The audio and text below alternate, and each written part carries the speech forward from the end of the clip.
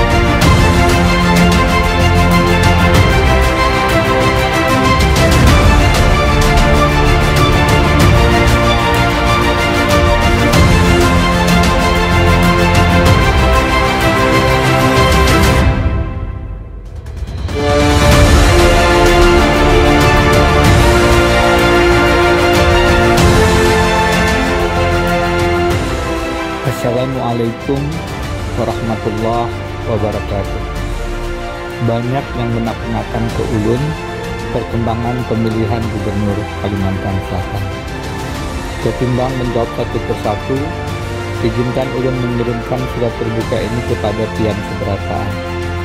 Ulun yakin Haji Dutriyadi sepakat dengan isi surat ini, karena semuanya merangkum pikiran-pikiran yang sering kami diskusikan dan perjuangkan. Dalam surat terbuka ini, sekali lagi ulun menegaskan bahwa yang kita ingin rebut dan pertahankan bukan semata-mata kemenangan di pemilihan gubernur Kalsel. Itu sudah pasti.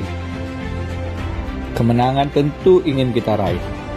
Namun yang lebih penting lagi adalah kita ingin menegaskan cara-cara berpolitik yang religius, yang bermoral, penuh dengan pesan-pesan kebaikan, penuh dengan semangat menegakkan prinsip pemerintahan yang baik, good governance. Karena itu harus melalui penghormatan atas prinsip pemilu yang jujur dan adil, tanpa kecurangan. Berserah diri, menang saja bukan tujuan. Pendopo kecil itu hening. Pertanyaan Habib membuat saya berpikir, apakah Pian siap kalah, Prof? Pencoblosan tinggal beberapa hari lagi. Yang selama ini ulun rawat adalah kesiapan untuk menang. Banyak sahabat yang memberikan dorongan. Yakin aja, menang. Tiba-tiba datang pertanyaan untuk siap kalah. Ulun tertegun beberapa saat dan menjawab. Ulun siap kalah. Ulun berserah hasilnya kepada Allah Subhanahu wa Ta'ala. Menang atau kalah adalah keputusan Allah Ta'ala. Yang pasti ulun berikhtiar maksimal bisa menang. Habib tersenyum bijak.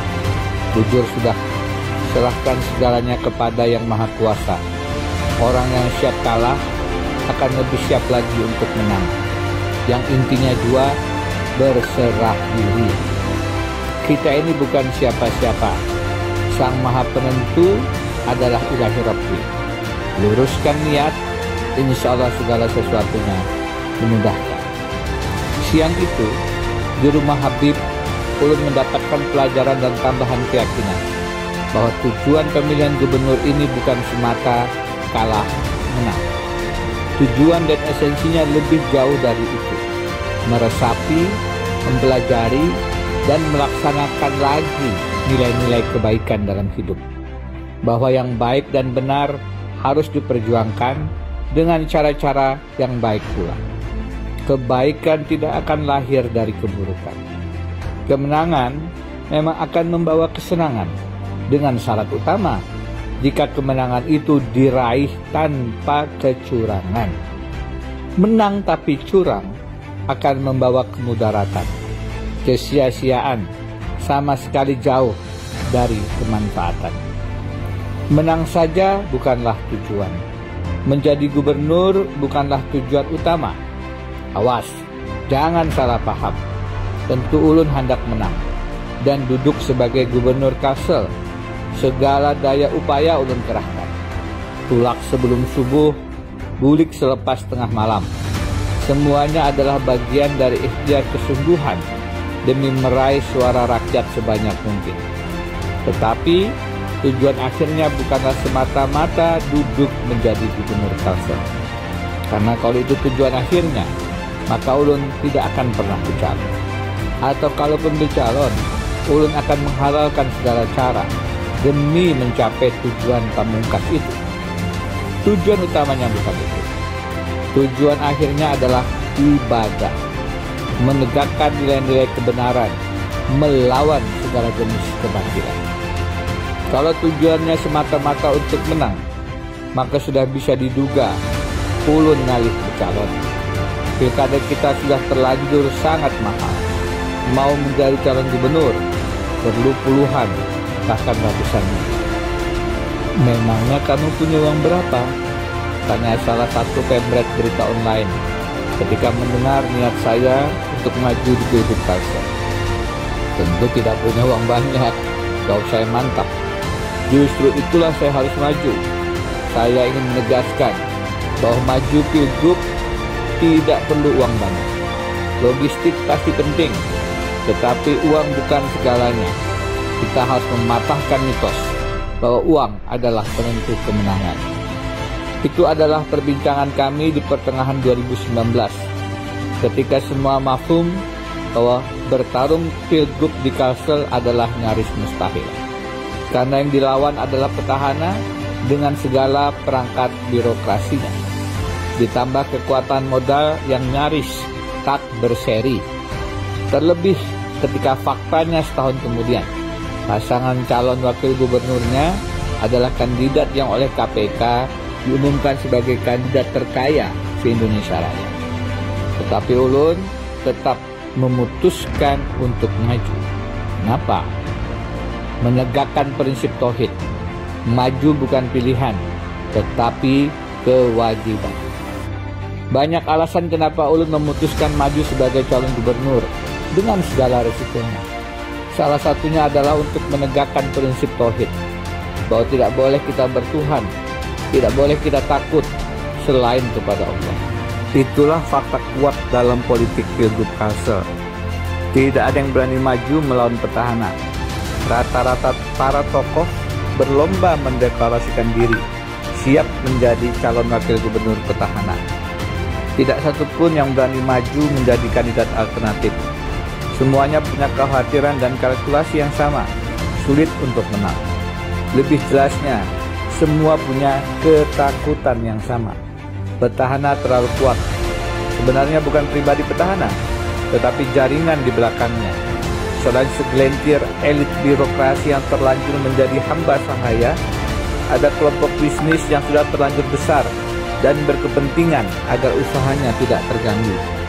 Merekalah pendukung petahana sesungguhnya. Mereka, khususnya para pemodal dengan jaringan menggurita kemana-mana, membuat siapapun berpikir panjang, takut untuk maju sebagai penantang. Lalu siapa ulun? Berani-beraninya maju tanpa jaringan yang kuat di Kalsel, tanpa modal finansial yang cukup untuk bertarung. Ulun memang bukan siapa-siapa dalam politik Kalsel, namun ulun yakin, takut selain kepada Allah melanggar prinsip tauhid. Melihat tanah kelahiran yang masih bergelimang banyak masalah, melihat banyak dangsanak yang hidup di tengah himpitan kemiskinan, padahal bertongkang-tongkang batu bara bernilai ratusan triliun terus disedot dari bumi Banua, maka tidak ada pilihan lain kecuali mengucapkan Bismillah. Karena memperjuangkan prinsip tauhid, sebab ingin melawan ketidakadilan ekonomi, politik dan hukum yang merajalela, maka maju sebagai calon gubernur Kalsel bukanlah pilihan, tetapi ianya adalah kewajiban. Say no to politik uang. Setelah keputusan maju dipancangkan, deklarasi dicanangkan, maka kemenangan yang ditargetkan bukan semata suara rakyat tertinggi, tetapi juga pendidikan politik yang hakiki. Karena itu, semua langkah strategi disesuaikan dengan etika politik adiluhung. Yang wajib berebut adalah dolat rakyat, bukan dolat uang. Karena itu mahar politik dilawan. Serangan fajar nyata-nyata, bukan pilihan. Sedari awal, kami menolak tegas praktek haram money politics. Saya diperingatkan banyak konsultan ternama bahwa survei di Kalsel menunjukkan praktik jual beli suara sudah terlalu parah. Sebagai penyakit kanker, stadiumnya sudah mematikan, tidak mudah disembuhkan. Tetapi dengan keyakinan bahwa kebenaran harus ditegakkan, maka kami terus berkeliling bertemu dengan semua tokoh agama dan tokoh masyarakat, meyakinkan lagi bahwa serangan fajar harus dikurangi signifikan, bahkan harusnya ditiadakan. Pastinya bukan perjuangan yang mudah.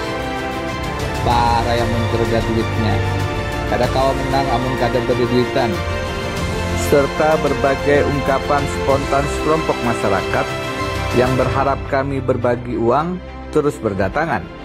Tidak ada pilihan selain terus dengan sabar menjelaskan bahwa berpolitik dengan jual beli suara hanya akan membawa kesengsaraan.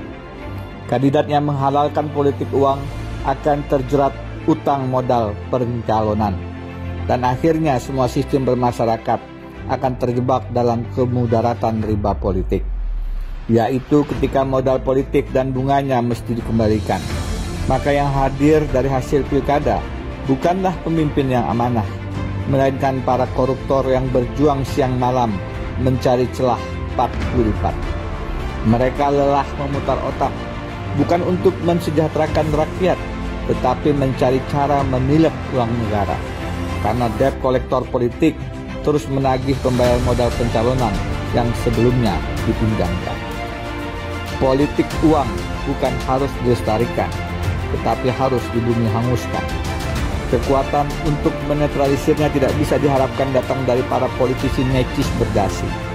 Mereka sudah kadung tercebur ke kubangan lumpur hitam rentenir politik. Yang bisa melawan tidak lain adalah rakyat pemilih sendiri. Kita harus memastikan bahwa yang terpilih menjadi pemenang pemilu bukanlah yang menghamburkan uang serangan fajar.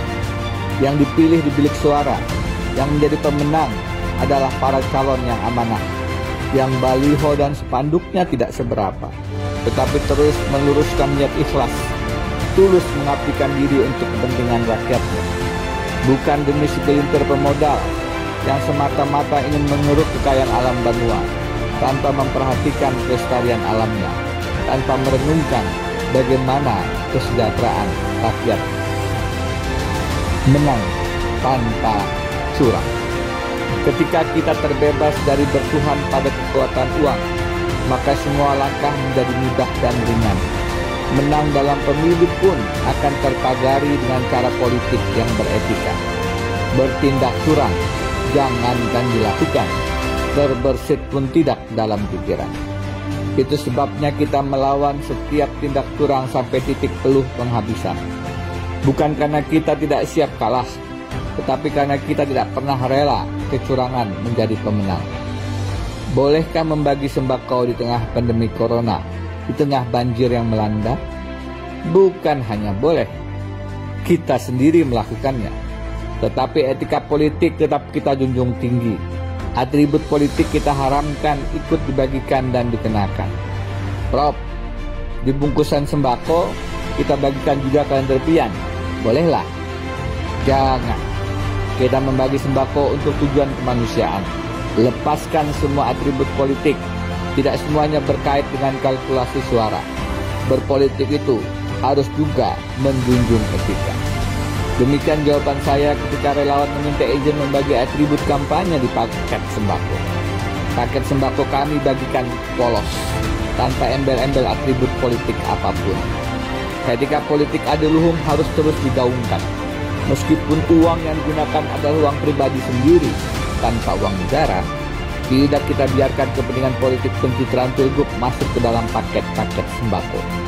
Itu sebabnya kita setuju dengan peringatan keras Ketua KPK, Mendagri, Ketua MPR, Ketua Bawaslu, Komisioner KPU yang melarang Cakada, calon kepala daerah petahana yang memanfaatkan bansos sembako untuk pencitraan politik dirinya. Itu sebabnya kita terus melaporkan pencitraan diri gubernur petahana ke Bawaslu Kalsel. Meskipun putusannya secara aneh bin ajaib masih jauh dari harapan. Bagi kita, bukan putusan Bawaslu itu yang menjadi tujuan, tetapi pesan moral bahwa bansos COVID-19 tidak boleh disalahgunakan. Paket sembako bertulis Paman Birin, donasi COVID-19, Paman Birin peduli, bergerak, atau tulisan apapun menjadi haram dibagikan ke rakyat pemilih, karena dia adalah bentuk kampanye pencitraan diri gubernur petahana. Bakul purun, kardus, plastik sembako demikian adalah manipulasi bansos COVID-19 menjadi kampanye terselubung gubernur petahana. Terlebih, di dalam paket itu terselip nyata beras dengan stiker gambar, nama, dan tagline bergerak yang secara terang benderang adalah materi kampanye dari gubernur petahana. Itu adalah pelanggaran nyata atas Undang-Undang Pilkada, yang sanksinya diatur jelas adalah pembatalan alias diskualifikasi sebagai paslon kepala daerah. Nama Paman Birin, gambar diri, dan tagline bergerak adalah 3 item yang secara masif, terstruktur, dan sistematis disebarkan di setiap pelosok Kalsel. 3 materi kampanye itu disebarluaskan melalui paket sembako, spanduk, baliho, tandon air COVID-19, kalender, mobil dinas, bus pariwisata, mobil pengangkut sampah, baju kaos kegiatan Pemda, topi, masker, dan berbagai media lain yang semuanya menunjukkan penggunaan kewenangan, program, kegiatan, pendanaan, serta fasilitas negara yang disalahgunakan untuk kepentingan kampanye gubernur petahana. Kampanye dengan dana dan fasilitas negara itu adalah modus lama petahana yang diulang di Kalsel dan banyak tempat di Indonesia. Modus curang demikian tentu saja harus dihentikan. Kalaupun menang suara misalnya, maka petahana demikian harus dibatalkan pencalonannya. Pada titik inilah penegakan hukum yang adil dan efektif harus menjadi solusi. Mahkamah Konstitusi menjadi harapan untuk keadilan hukum hadir dan bersaksi. Berjuang sampai titik peluh penghabisan. Untuk menegaskan nilai-nilai tauhid, anti politik uang, anti politik curang, maka ujung perjuangan harus dituntaskan melalui ikhtiar maksimal di Mahkamah Konstitusi. Usaha ini adalah langkah konstitusional yang dijamin oleh Undang-Undang Dasar 1945 dan peraturan perundang-undangan pemilu. Kami tidak menggunakan cara-cara laporan ke polisi, meskipun banyak indikasi pidana korupsi, pemalsuan ijazah, dan tindak pidana pemilu atau pidana umum lainnya yang amat kuat pembuktiannya. Kami memilih jalur konstitusional ke Mahkamah Konstitusi untuk mempertanyakan proses dan hasil Pilgub Kalsel. Kami memilih tidak, lebih tepatnya belum menggunakan jalur tindak pidana lainnya tersebut. Namun, jika akhirnya diperlukan, maka kami tentu tidak akan segan-segan untuk melawan, mengerahkan seluruh langkah hukum pidana maupun perdata, demi menegakkan prinsip perjuangan amar ma'ruf nahi mungkar. Gerakan dan wacana politik yang merendahkan langkah konstitusional kami ke MK semakin menunjukkan pendidikan politik masih perlu diberikan kepada beberapa oknum elit partai, LSM bayaran, maupun para buzzer rupiah. Kami di framing tidak legowo sambil menyatakan langkah mengalah 5 tahun yang lalu oleh salah satu kandidat bukan paslon adalah pilihan bijak. Mereka menyembunyikan fakta kolutif bahwa langkah tidak maju ke MK 5 tahun lalu itu dilakukan di tengah-tengah ancaman kasus hukum serta imbalan peluang bisnis yang nilainya ratusan miliar rupiah. Hal yang sama tentu tidak akan kami lakukan, bukan karena kami tidak legowo, tapi kami tidak akan menjual suara rakyat yang nyaris 850.000 berapapun ditawar harganya. Bagi kami, suara rakyat itu bukan barang jualan. Terlebih lagi, harga diri kami tidak untuk diperjualbelikan. Kami bukan barang dagangan. Meskipun tidak bergelimang harta, kami tidak akan menjual diri demi mengalah untuk tidak maju ke MK. Apatah lagi perjuangan ke MK itu adalah sesuatu yang layak dilakukan untuk menegakkan kebenaran, untuk menegakkan prinsip pemilu yang jujur dan adil tanpa kecurangan. Kepada seluruh rakyat Kalsel, kami minta izin untuk terus melanjutkan perjuangan ini sampai putusan MK yang sifatnya final and binding, terakhir dan mengikat. Setelah putusan MK itu, tidak ada lagi proses hukum dan politik yang tersedia. Apapun putusan MK, itulah yang menjadi penentu akhir siapa yang menjadi gubernur Kalsel periode selanjutnya. Karena itu, kami membawa semua bukti, termasuk saksi-saksi kunci, ke hadapan Majelis Hakim Konstitusi yang mulia. Kami menyerahkan pula bakul turun dan beras dengan gambar dan nama petahana Paman Birin serta tagline bergerak untuk dinilai oleh 9 Dewa Konstitusi bahwa kesemuanya adalah kampanye terselubung yang dilakukan petahana dan jajarannya dengan menyalahgunakan suasana dan dana pandemi serta berlindung di balik tameng bansos Corona-19. Sidang pendahuluan MK baru akan dimulai pada akhir Januari. Sidang utamanya di akhir Februari dan putusannya di pertengahan hingga akhir Maret 2021. Dalam rentang kurang dari 3 bulan ini, proses Pilgub Kalsel masih akan bergulir. Secara resmi, tahapan memang belum selesai. Belum ada pemenang di Pilgub Kalsel. Karena itu semua harus bersabar dan menahan diri. Kami akan terus melakukan penguatan advokasi sidang MK, bukan hanya dengan menghadirkan bukti dan saksi kunci, tetapi juga dengan menjelaskan argumentasinya ke rakyat Kalsel, termasuk melalui surat terbuka ini. Karena, sekali lagi, yang lebih penting adalah pendidikan politik adiluhung, tanpa politik uang, tanpa politik curang, berlandaskan ketauhidan yang berserah kepada Ilahi Rabbi, sebagai dasar perjuangan kita Gasan Banua yang lebih beriman, adil, dan sejahtera. Semoga Allah Subhanahu wa Ta'ala selalu melindungi dan memberikan rahmatnya bagi kita semerata. Wassalamualaikum warahmatullahi wabarakatuh. Sentul, 4 Januari 2021. Hormat ulun Haji Deni Indrayana.